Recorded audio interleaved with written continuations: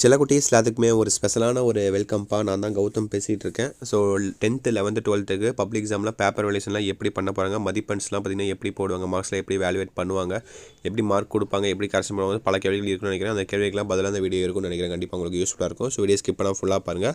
And நம்மளுடைய Gautham media 2.0 சேனலில் மறக்காமல் சப்ஸ்கிரைப் பண்ணிட்டு பெல் பட்டனை ஆலில் கிளிக் பண்ணி வச்சுக்கோங்க. அப்போ தான் நம்ம அடுத்தடுத்து அப்லோட் பண்ண வீடியோஸ் உங்களுக்கு நோட்டிஃபிகேஷன் வந்து சேரும். அண்ட் கீழே கொடுத்துருக்க வாட்ஸ்அப் சேனலையும் மறக்காமல் ஜாயின் பண்ணிக்கோங்க. ஃப்ரீ ஆஃப் காஸ்ட்டில் எல்லா ஸ்டடி மெட்டீரியல்ஸும் ப்ரொவைட் பண்ணுறோம். உங்களுக்கு ரொம்ப யூஸ்ஃபுல்லாக இருக்கும். ஓகேங்களா? ஓகேப்பா, let's get into the video. டிஸ்கிரிப்ஷனில் அந்த வாட்ஸ்அப் சேனல் லிங்க் இருக்குது. ஓகேப்பா, first of all paper valuation Tamil English பேப்பரை பொறுத்த வரைக்கும் பார்த்திங்கன்னா உங்களுக்கு ரொம்ப சிம்பிள் தான். ஸோ அழகாக எழுதியிருக்கீங்களா? ஸோ ஃபஸ்ட்டு 2-3 லைன் கரெக்டாக இருக்கா? ஸோ டிக் பண்ணிட்டு போயிட்டே இருப்பாங்க. அது கீழெல்லாம் ஃபுல்லாக படிக்க மாட்டாங்க. இதே ஹேண்ட் ரைட்டிங் ரொம்ப மோசமாக இருந்தீங்கன்னா எல்லாத்தையுமே படிப்பாங்க. ஸோ அதுக்கோசம் திரும்ப சொல்கிறேன், ஹேண்ட் ரைட்டிங் நீட்டாக எழுதுங்கட்டு. லாங்குவேஜ் பொறுத்த வரைக்கும் ஹேண்ட் ரைட்டிங் ரொம்ப முக்கியம். மேக்ஸில் எடுத்துட்டிங்கன்னா ஹேண்ட் ரைட்டிங் முக்கியமே கிடையாது. ஏன்னா மேக்ஸில் ஸ்டெப் மார்க் மட்டும்தான், அந்த நம்பர் மட்டும்தான். நம்பரில் எப்படி அழகாக எழுதுறதுக்கு அசிங்கம் எழுதுறது அதெல்லாம் ஒன்றுமே இல்லை. நம்ம ஆன்சர் கரெக்டாக போட்டால் போதும். உங்களுக்கு மார்க் ஒரு பேஜ் இருந்தாலும் 5 மார்க் தான். நீங்கள் 10 பேஜ் இருந்தாலும் 5 மார்க் தான். 5 மார்க் கொஸ்டின்ஸ்லாம். ஸோ மேக்ஸ்லாம் பொறுத்த வரைக்கும் வேணால் ரொம்ப சிம்பிளாக தான் இருக்கும் உங்களுக்கு. ஓகேங்களா? ஸோ 5 மார்க்ஸ் 6 பேஜ்லேயும் முடியும், ஒரு பேஜ்லேயும் முடியும், இல்லை 2-3 பேஜ்லேயும் போகும். ஸோ அதுக்கெலாம் பார்த்திங்கன்னா நீங்கள் உங்களுக்கு ஸ்டெப்ஸ் மார்க்ஸ் அந்த மாதிரி தான் மார்க்ஸ். ஓகேங்களா? கெமிஸ்ட்ரி ஃபிசிக்ஸ் பொறுத்த வரைக்கும் டயக்ராமு, அப்புறம் அந்த ஃபார்முலா, ஈக்குவேஷன்ஸ், அதுக்கேற்ற மாதிரி மார்க். எதுலேயும் பார்த்தீங்கன்னா ஹேண்ட் ரைட்டிங் செயல்படி ஆகாது. ஓகேங்களா? 50% முக்கியம் தான். பட் 50% நீங்கள் கரெக்டாக எழுதியிருக்கணும். அதுக்கு தான் உங்களுக்கு மார்க். ஓகேவா? தமிழ் இங்கிலீஷ் தான் உங்களுக்கு ஒரு 100% உங்களுக்கு ஹேண்ட் ரைட்டிங் முடிவு பண்ணுற மாதிரி இருக்கும். ஓகேவா? மற்ற subject physics, chemistry, botany, zoology, science, social, economics, business maths இது எல்லாத்துக்குமே உங்களுக்கு கொஞ்சம் பார்த்திங்கன்னா 50% தான். 50% ஹேண்ட் ரைட்டிங், 50% பண்ணால் நீங்கள் ஓரளவுக்கு கரெக்டாக எழுதியிருக்கீங்களா இல்லையா?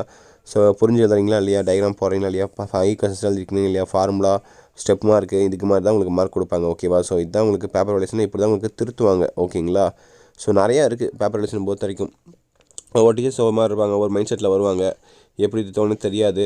ஒவ்வொருத்தரும் ஒரு மைண்ட் செட்டில் வரனால ஸோ அவங்க வீட்டில் எதாவது பிரச்சனை வச்சுன்னா இங்கே வந்து அதை காட்டுவாங்க. ஸோ நிறைய இருக்குது. ஏன்னா ஒரு ரீலில் கூட இது போட்டுட்ருப்பாங்க. ஓகேங்களா? ஸோ அவங்க வீட்டில் வந்து ஜாலியாக இருந்தோன்னா இந்த மார்க் கல்வி வச்சுக்கோ அப்படிம்பாங்க. இதை சேடாக இருந்தோன்னா இந்தாட மார்க்கே உனக்கு போட மாட்டேன், நானே ஃபீல்டிங்கில் இருக்கேன், உனக்கு என்ன மார்க்கு ரீவேல்யூஷன் போட்டு மார்க் எடுத்துக்கோ அப்படிம்பாங்க.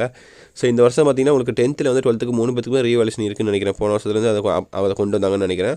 3 பேத்துக்குமே ரீவேல்யூஷன் இருக்குது அண்ட் ரீடோட்டலிங் இருக்குது. 2 ஆப்ஷன்ஸ் இருக்குது. ஓகேங்களா? அது வரைக்கும் நீங்கள் பண்ணி பார்த்துக்கலாம். ஸோ சப்போஸ் உங்களுக்கு மார்க் குறைய மாதிரி இருந்தால் எனக்கு அதிகமாக வரும் ப்ரோ, மார்க் ரொம்ப கம்மியாக வந்திருக்கு ப்ரோ அப்படின்னு உங்களுக்கு நினச்சிங்கன்னா நீங்கள் மார்க்கு நீங்கள் ரீவேல்யூஷன் போட்டு சப்போஸ் அதிகமாக தப்பாக அவங்க திருத்திருந்தாங்கன்னா இன்னொரு டீச்சர்ஸ் திருத்துவாங்க. ஸோ அதிகமாக வந்துச்சுன்னா உங்களுக்கு மார்க் அதிகமாக கொடுத்துருவாங்க. ஓகேங்களா? ஸோ ரீவேல்யூஷனுங்கிறது அதுதான் உங்களுக்கு இப்போதைக்கு 11th 12th தான் அப்ளிகபிள்னு நினைக்கிறேன். 10th அப்ளிகபிள்னு சொன்னாங்க. பட் அதுக்கு இன்னும் அஃபீஷியல் நியூஸ் போன வருஷம் வந்துருச்சு.